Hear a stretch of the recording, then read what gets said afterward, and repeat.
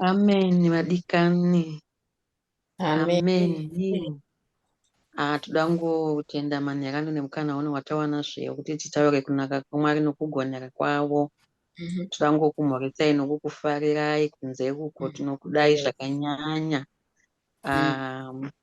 Tinotenda Mwari vedu vanotipa upenyu neutano, tungowana nguva dzokuvafarira nokuita mheremhere muzita raJesu. Amen. Hallelujah. Amen. Amen. Tinoda kuverenga shoko redu ratichawana kuna Luke chapter 16 verse 19. I think tinoiziva zvakanyanya.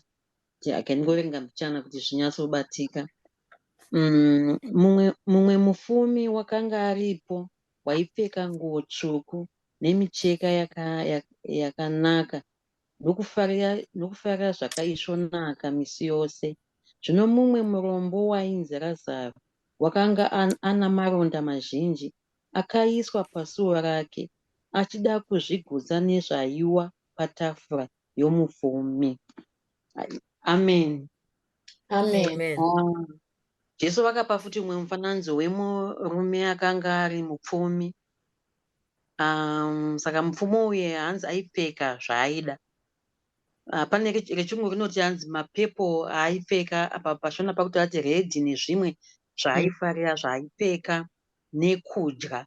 Akanga ari mupfumi. Shoko raMwari rikati mupfumi aitiwo mupfumi zvezvo. Akanga aine zvinhu zvese. Senguva dzino ndofunga aitowo nezvinhu zvakawanda, mota whatever zvinongowanikwa nevapfumi ndozvaanga ainazvo murume iyu. Saka ndobva pamba pake ndobva paiswawo, handizivi kuti akauya ega kana kuti zvakafamba sei, mumwe murume murombo akanga asitorina kana ainzi Razaro. Saka hanzi akauya achida kuzvigutisa nezvinhu zvaidonha pasi ndozvaaidya. Haana kuuya kuti azogarawo azodyawo aiwa, asi akatouya achitotsvaga zvokudya zvaidonha patafura yemupfumi zvaanenge achidya. So nemupfumi uyu haana kumbozivawo, handizivi kuti mweya wacho wakanga waindepi. Haana kana kunzwa tsitsi kuti agoti munhu anodyawo zvinodonha. Dai tazoramba tichizika pane kuti vaitochinjana nembwa.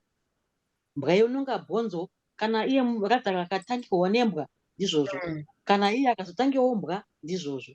Mupfumi haana kana mwoyo wokuti amborwadziwa kuti akafananidza murume uyu nembwa.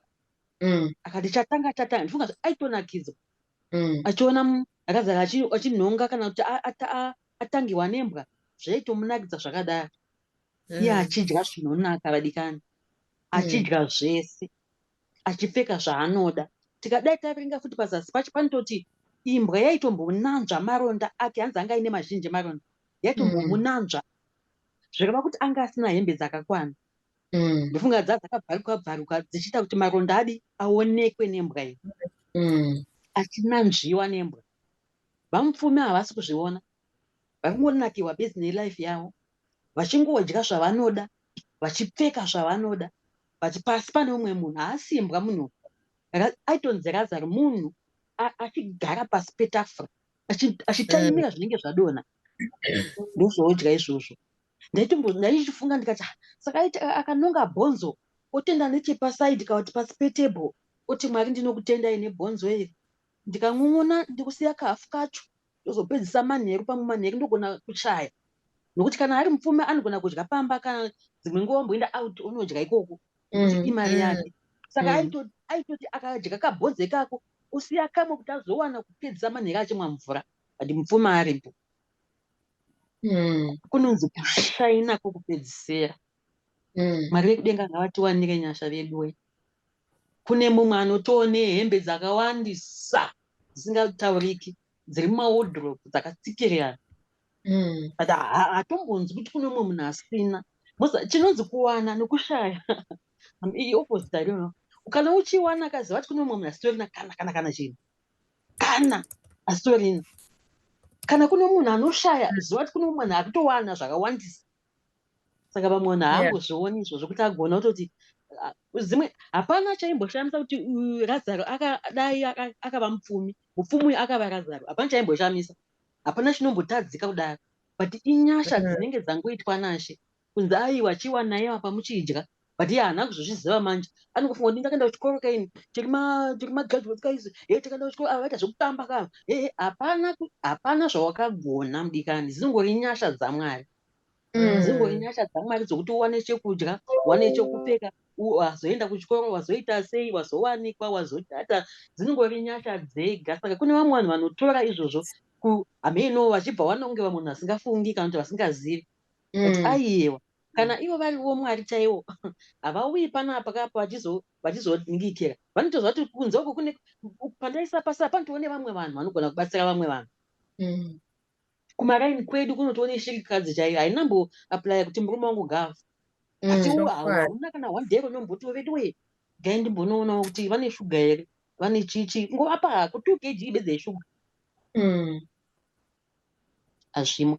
Pane murume anonzi Hezekiya Isaiah auya ndobva amuudza akati vakuru set your house in order hamuchararami futi ndobva Hezekiya nokuti aiziva zvinhu zvake zvaaita muna Mwari ndobva Isaiah akuenda iye ndobva angonotendeuka akati Mwari munondiziva kaini chirikadzi dziya ndindaidzi pakaini nherera dziya ndinotochengeta vamwe vacho vasatotopedza chikoro kune vamwe vakazodai ndindovaita varombo vaya zvirema zviya ndinodai Mwari vakati yo dzoka unomudza kuti 15 years more ndobva adzoka ndobva aitwa izvozvo saka pane zvimwe zvinhu ndingadambota titi kunamata kwacho hakusingonamata kuti Mwari ndokutendai musaka Jesu izvozvo zvekutopa ndeimwe pati yekunamata saka vanhu vanokanganwa ndakaenda ndegaka kuchikoro kainini inyasha dzaMwari ndine vana kainini ndine murume wangu inyasha dzaMwari zvinhu izvozvo kana Mwari vakakuitira chipinda pakahwanda wege kudadira vamwe vasina chiinda pakahwanda unosvika kuti Mwari ndinokutendai chokwadi mungandidai iyeni ndakazodai kana wapfuura panze utaura zvakanaka zvinovigira vamwe nyasha muna murume we aitodada nunge aitotaura zvaketi vanakadzi mamboti madii halo chokwadi muchati madii hamusati matanga isu tiri kudya simba redu ripiko romunoziva nayo dikani hapana romunomboziva munoziva tikaringa futi kuna Mwari kuna Samuel mukadzi anonzi Penina ndiye akazowanika kechi2 ndobva aita vana saka panyambo chokuti tatonzwawo tsitsi kuti maigura vana mwana aivadadi kune mamwe mazita asingatenderwi kubuda pamukristu but yaitoti ngomwai munhu hamuna mwana muri maiguru but mwana hamuna hana akati gai hangu ndinyarara handingazvikwanisi achipopoterwa everyday kusvika azowana mukana wekuenda kunonamata akati Mwari handamboaplaya zvoungomwai handina chandakambodai ndakazodai achitaura zvachona kusvika Mwari vadi vamuitira nyasha saka Mwari vekudenga ngavatiwanire nyasha vadikani tikaona zvatinowana hatibatirani nevamwe vedu tichinda takadai tikazoverenga nyaya yachona itotaradza kuti Razaro akafa ndobva aenda pachipfuva chaAbhurahama uyu vamupfuma ava ndobva vafa chavaikanganwa vanga vasingazivi kuti vachazofa vaifunga kuti vandoramba vachingodya zvinonaka izvozvo masoseji chikeni bhifi whatever zvavaidya nehembe dzavo dzavaipfeka idzodzo vaingo ndo lifestyle yavo indoramba yakangodaro manje hamuna zvakadaro azi ndobva murume mupfumi uyu ndobva afawo ndobva azongosvikawo kugehena saka rimwe zuva ndofunga akazosumudza musoro ndobva ona gazira antopa chipfuva chaAbhurahama kati imi baba Abhurahama mutumei kunoku auye nekadonwe ndatsva zvikanzi naAbhurahama hakuna apa pane mukaha hapaiti hatiikwanisi kuya ikoko veikoko ndeveikoko vekunoku ndevekunoku zvikanzi ndatsva zvikanzi naAbhurahama handiti maifara panyika ndizvozvo uyu aitamburawo panyika ndizvozvo saka nguva yake yekufara saka hatiti teiti tiziva kuti izvoni hatina time yekudadira vamwe kana muna ndasingatombozivi pane panonzi kuZimbabwe yakadzidza ndakanyatsoona vamwe vana so zvakatosvika zvana izvozvo but asingatogoni kunyora zita chaiko asingatogoni saka zvandakadzidza ndikati okay saka zvikanzi kune vanhu vakadzidza kune vamwe vasina asingatogoni kana kuziva kuti zvoenda nokuti saka izvozvo gara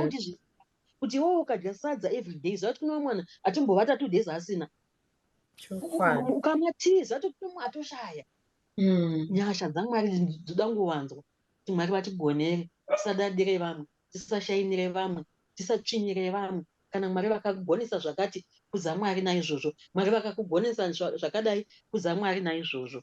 Amen. Amen. Havazivi. Ngavatibvunze isusu zvipi zvinoda zvine mweya waMwari. Zvinoda zvine mweya waMwari. Mwari vedu vachitigonera. Toda kungovatenda manhero ano nokuti ndiMwari vakanaka. Unozwa kune mumwe munhu anotorwadziwa sokuti anzwa kuti ndatya kana ukatya venga shoko raMwari zvakanaka. Jesu achitaura nevadzidzi zvikanzi izvoni, pane vamwe vandichazoti makaita basa, makandiona ndiri muhosipitari mukandipa zvokudya, ndakanga ndiri mujere mukandifambira, ndakanga ndichirwara mukazodai, ndakanga ndisina mukandipa. Iwo bvunza kuti kupi? Kati vamakaitira ivavo ndini. Pane time dzinowanikwa dzakawanda dzokutoti umbotiwo zvako one day pagore ndimbonoona kuhosipitari. Unodzoka uchizonzwa kutoti vakomanaka zvandiri zvinoizvi inyasha dzaMwari. Mumwe munhu achagoni kusimudza ruoko so hachatombozivi kuti zviri kufamba nekupi. Kadi iwe unongonakirwa urikoko kana kumbotya kuti Mwari ndiitirewo zvakanaka, kana kumbotya afa ariko. Kuna vamwe vanhu vasina hama kamahosipitari, asina anomuvhizitera. Saka iwe ukatoenda zvatoita zvakanaka. Kumajere ndizvozvo. Vakasungwa vasina mhosva. Saka anotonzwa atoitirwa zvakanaka. Ndosaka pavazoti zvone kuti wamakaitirawo ndini. Saka ngatimbozivai kuti takangofanana. Nokuti Mwari kana vachitiona vanoona tichingova vanhu vakangofanana. Isu hedu tinozvisarudza nokuzvitatamura nokuzviisa uko, but kana vari Mwari wamasimba ose vanongoona kuti madaughters angu, masons angu. Amen. Ngativei nemwoyo unorwadza. Ngativei nemwoyo unorwadza. Tikaenda kumamisha kuya kune dzimwe shirikadzi dzatombuya dzisina kana dzinongonzwa kuti wiwa watobikwa tii iwo kana mbuya kana tsoka chaidzo havana kana matenisi. Iwe una matenisi amheno. Mwari vekudenga ngavatiwanire nyasha vedu we. Zvokungotaura zvongonamata nemuromo zvinoda kunamata nezvese. Tikaona vasina muchechi chaimu ukanyatsoona kuti sisa mapikira avaya hasi mbuya mupuwi imwe uinayo. Zvinobatsirei kungozi panochena. Kune vanhu vanozvitika, hanzi kune vamwe vanoti tinochinja, kozi vamwe vanoti tinopfeka. Saka kana uinadzo ipowo mumwewo zvongoita zvakadaro. Pane rimwe patove ne 2 years handambozviziva kutoti ndikutogonawo. Mumwe musikana so wandakango aiti handina mari sisi, ndikati akuchechi uya ndokupa mari. Patopaipa ndatozvikanganwa ndobva handisi kuti ndogona. Ndobva angozviti izvoni ndimunomboziva kuti maindipa mari yekuchechi. Wozviya? Hanzi maindipa munhu pakazara vanhu ndanda kutonyara kunge munhu ndine mari. Ngati izvo unenge wangoita zvakangonaka nai. Mwari vedu vachinotigonera. Saka kunze uko vedu we hatibatsirane ikoko. Hazvinei kuti ndiani, hazvinei kuti ndiani. Munhu ngaabatsirwe nokuti munhu haisi mhuka, munhu haisi imbwa. Munhu akasikwa naMwari nomufananidzo wake, zvokuti iwe waigona kungova zvine munhu iyeye. Chokwadi. Bofu hapana akamboapulaya kuti nditei kuti ndisaone, hakuna. Ndizongori nyasha dzaMwari dzavakaita kuti tive zvakuru zvinezvi. Ndizvokungotendawo nazvo Mwari. Ndozvandandinazvo adikana. Amen. Powerful. Very powerful. Very powerful. Ndotofunga kuti pane munhu andanditeerera masikati anga achitaura zvenyasha idzodzo, kuti nyasha dzaMwari.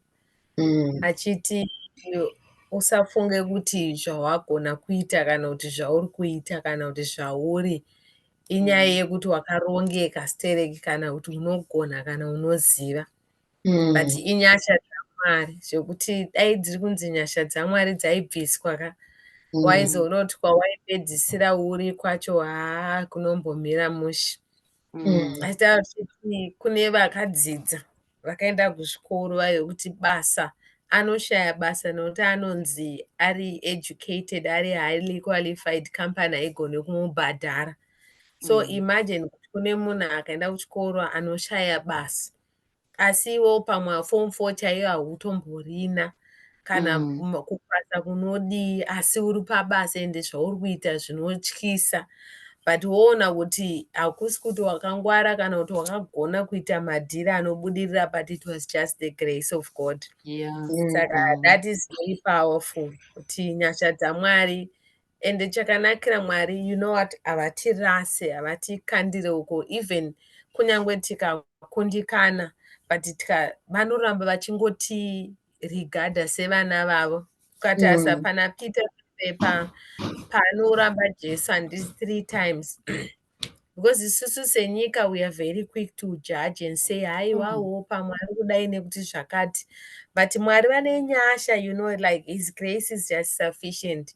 Pavanomuka Jesu kuna Mark 16:5 vanoti kune Mary nevakadzi vave, endei munoudza vadzidzi vangu naPeter kuti ndamuka tiende kunosangana uko. Saka havana kuramba vakabatirira kuti wakambondiramba, but nokuda kwenyasha dzavoka dzinoita kuti whatever it is zvatinokundikana zvinoregererwa nokuda kwenyasha. Saka dai Mwari akutibatsira, you know, just to know kuti it's not by might nor by power, but it's just his grace.